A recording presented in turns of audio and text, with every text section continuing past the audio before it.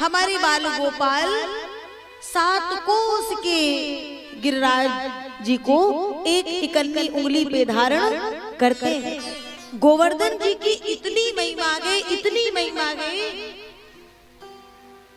कि संतों ने कहा कि आप वृंदावन जाइए, वृंदावन का दर्शन करिए, सभी स्वरूपों का दर्शन करिए, लेकिन गोवर्धन जी, गोवर्धन नाथ का दर्शन अवश्य करिए। गोवर्धन, गो अर्थात हमारी इंद्रियां, और जो हमारी इंद्रियों का वर्धन करे वो है गोवर्धन नाथ। वर्धन तात्पर्य है कि ये जो वाणी है, ये जो नेत्रेंद्रिय है, श्रवणेंद्रिय है, इत्यादि जितनी भी इंद्रियां हैं, इन इंद्रियों का जो वास्तविक कार्य है, उस कार्य के लिए इन इंद्रियों की क्षमता का वर्धन करते हैं। जैसे कि नेत्रों का कार्य है, ये नेत्र किस लिए मिले हैं? साधु पुरुष के दर्शन करने के लिए, संत जनों के दर्शन करने के लिए, ठाकुर जी की छवि का, उन स्वरूपों का दर्शन करने के लिए। हमने इन नेत्रों से वो तो किया नहीं, दुनिया भर की व्यवस्थाएं, दुनिया भर की वासनाओं का दर्शन किया। तो गोवर्धन नाथ क्या करते हैं कि ऐसी जो इंद्रियों के कार्य हमारे जीवन में भटक चुके हैं, उनको ला करके और अपने मार्ग से लगा देते हैं। ऐसे है श्री गोवर्धन नाथ। और कहते हैं बांके बिहारी लाल के हृदय से प्रकट हुआ है श्रीधाम वृंदावन, परंतु गोवर्धन स्वयं श्री बांके बिहारी लाल का हृदय है। तो विचार करके देख लो कि गिरिराज जी की, गोवर्धन जी की कितनी महिमा होगी। तन पुलकित ब्रज रज में लोटत, श्रीधाम वृंदावन की धरा पे जाइए, गिरिराज जी की परिक्रमा अवश्य कीजिए। सबसे पहले जाइए और जाकर के गिरिराज जी में, गोवर्धन जी में मानसी गंगा में स्नान करिए। मानसी गंगा को स्नान धरो, फिर चकलेश्वर को ध्यान।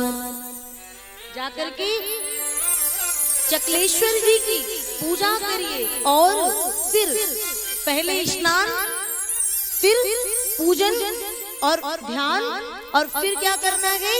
दान। और दान कहाँ करना है? दान घाटी पे दही को दान।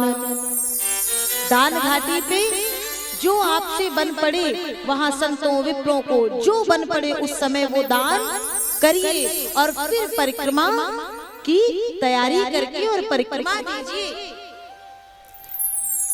और यदि मान लीजिए आपके देह में सामर्थ्य नहीं है कि आप पूरी परिक्रमा दे पाए, तो वहीं से गिरिराज जी, और एक गिरिराज जी ही ऐसे हैं जिनको कि आप बड़े पास से, बड़े नजदीक से दर्शन कर सकते हैं। जाकर के वही प्रणाम निवेदित करिए और फिर देखिए भगवान क्यों कहते हैं कि गिरिराज जी, गोवर्धन नाथ जो है वो स्वयं बांके बिहारी लाल का हृदय है। आखिर क्यों कहते हैं इस बात को? सुनिएगा। भगवान ने एक इकन्नी उंगली पर गिरिराज जी को धारण किया और नाम पड़ा गिरिराज धरण। बोलिए गिरिराज धरण भगवान की।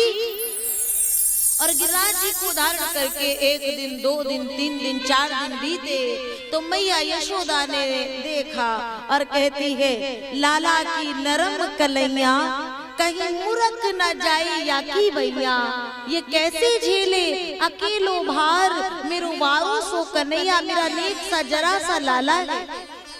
और इतने बड़े गिरिराज जी को धारण कर रखा है, कहीं इतने बड़े पर्वत को धारण करते करते इतना समय बीत गया, कहीं कलाई मुरक न जाए।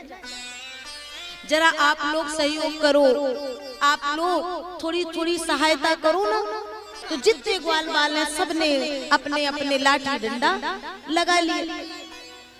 कन्हैया अब तुम कुछ विश्राम कर लो, कुछ आराम कर लो। कन्हैया कहते हैं हमें कहीं कोई पीड़ा नहीं है, कहीं कोई परेशानी नहीं है, तुम तो आराम से विराजो। भगवान बार बार जीव को सचेत करते हैं, मैं हूं, तुम तो विराजो, तुम विराजो, मैं हूं, तुम अपना काम करो। लेकिन जीव कहता है नहीं नहीं, मैं भी तो हूं, मैं भी तो हूं, मैं करूंगा।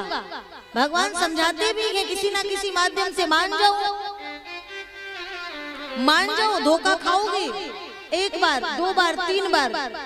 अभिमान के वशीभूत होने के कारण ये साधारण जीव मानता नहीं है और स्वयं को सर्वे सर्वा समझ लेता है। हम नहीं करेंगे तो ये होने वाला नहीं है, हमारे बल पे ये हो रहा है। तो परात्पर अखिलेश्वर परब्रह्म परमात्मा भी यहाँ आते हैं। तो यहाँ के जीवों को देख करके, ये आध्यात्मिक दृष्टि की मैं बात करती हूँ, परमात्मा भी व्यंग से हंसते हैं कि देखो तो जरा इनकी स्थिति। भगवान ने कहा तो मैं हाथ हटा दूं, बोले प्रभु हटा दो। भगवान ने सीधे हाथ नहीं हटाया, निक जरा सी उंगलियां हटाई। तो जैसे ही उंगली हटाई तो गिरिराज जी नीचे आने लगे और मोटे मोटे लाठी डंडा तड़तड़ा करके टूटने लगे। अरे बचा बचा बचा, संभाल कन्हैया संभाल। भगवान ने फिर से धारण किया, इतनी जरा सी नेक सी उंगलियां और इतने मोटी मोटे लाठी डंडे सब तड़तड़ा के टूट गए और भगवान की उस जरा सी उंगली में कुछ भी नहीं है। ग्वाल बालों ने कहा क्यों रे कनुआ, तेरे भीतर इतनी शक्ति, इतना बल कैसे आया? हमारे इतने मोटे मोटे लाठी डंडा तो अचानक से, देखो तो जरा, मुझे लगता है हमारा भी संबंध जब भगवान से या किसी विद्वज्जन से या किसी संत से बहुत घनिष्ठ हो जाता है तो हम उसके वास्तविक रूप को धीरे धीरे भूल जाते हैं, छोड़ने लगते हैं। हम उस मर्यादा को, उस सीमा को भी भूल जाते हैं। अचानक से जैसे ही भगवान ने सुना तो भगवान के मुख से निकल गया। भगवान ने सुना तो भगवान कहते हैं हमने इसके बल पर उठाया, कहे कि हम भगवान हैं। बोले अच्छा का कही तुमने, जरा फिर से कही हो तो कन्हैया को भी लगा थोड़ा विनोद कर लेते हैं। क्या कही? बोले हम भगवान हैं। तो बोले अच्छा तो तुमने ऐसा कौन सो काम कर दियो जाके लिए हम तुम्हें भगवान मान ले? तो भगवान भी आज थोड़ा सा विनोद करते, कहे मैंने पूतना मारी, अगासुर मार्यो, वत्सासुर मार्यो, तो भय की नहीं हम भगवान। तो ग्वाल बाल कहते हैं सुनो, जब तुमने मारी थी तो वो पूरी तरीके से मरी नहीं थी, वह मरी मराई वो पूतना में जब 10-10, 20-20 लाठी हमने दी थी तब जाके वो पूरी तरीके से मरी थी। तो तुम काहे के लिए भगवान, फिर में भगवान बने जा रहे हो? सच सच बताओ इतना बल तुम्हारे भीतर कहाँ से आया? तो कन्हैया कहते हैं कछु माखन को बड़ो, कछु गोपन करी सहाय। कुछ तो इतने दिनों का जो चुरा चुरा करके माखन खाया है वो माखन का बल आज यहाँ पे दिखाई दिया है। कछु गोपन करी सहाय, और कुछ आप गोप ग्वालों ने हमारी सहायता करी। बोले हमने तुम्हारी कौन सी सहायता करी? बोले 4-5 दिनों से ये जो टकटकी लगा करके हमें देख रहे हो तो तुम्हारे नेत्रों के द्वारा तुम्हारे भीतर का जो बल है, जो शक्ति है वो मेरे भीतर आ रही है। ग्वाल बाल कहते तभी तो हम कहें, तभी तो हम कहें आजकल हम इतने हल्के फुल्के काय के लिए लग रहे। वारे नंद के छोरा ये माखन चुराते थे, चित चुराते थे, अब शक्ति भी चुराने लगे और कुछ बचा गए। बोले हाँ कछु माखन को बल बड़ो कछु गोपन करी सहाय, श्री राधे जू की कृपा सो मैंने गोवर्धन लियो उठाए। श्री राधे की कृपा सो मैंने गोवर्धन लियो उठाए। और सप्त दिन सप्त रात्रि पर्यंत मेरा करुणा निधान इतने बड़े गिरिराज जी को धारण करता है।